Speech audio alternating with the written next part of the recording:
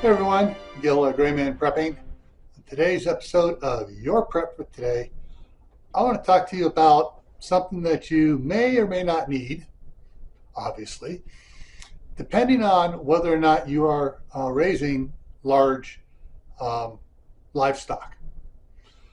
Okay, now you're probably going, okay, this is what is he talking about now?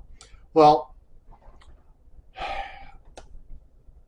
some families, back when I was a little kid, a lot of families had gotten these little meat slicers.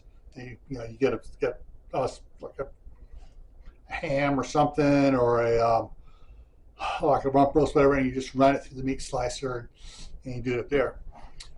And even today, a lot of people, still pick those up, but they're not very good for doing large amounts of meat. Let's see, ours probably, I would say lasted about 4 years before it burnt out, and we had to get another one.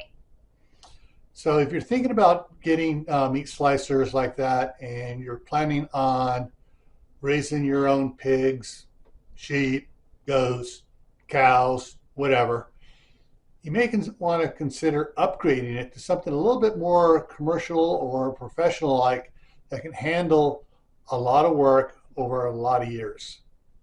So basically, it's think about getting a small commercial meat slicer and not one of the little countertop ones you get for if you get like at Walmart or Costco or Sam's Club or something like that.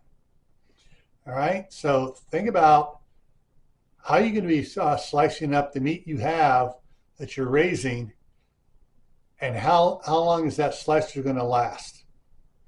All right, so with that, just a reminder, keep adding to your preps: water, food, medicine, clothing, and skills, and the equipment you need to use those skills. All right, take care, and remember, stock up for this winter.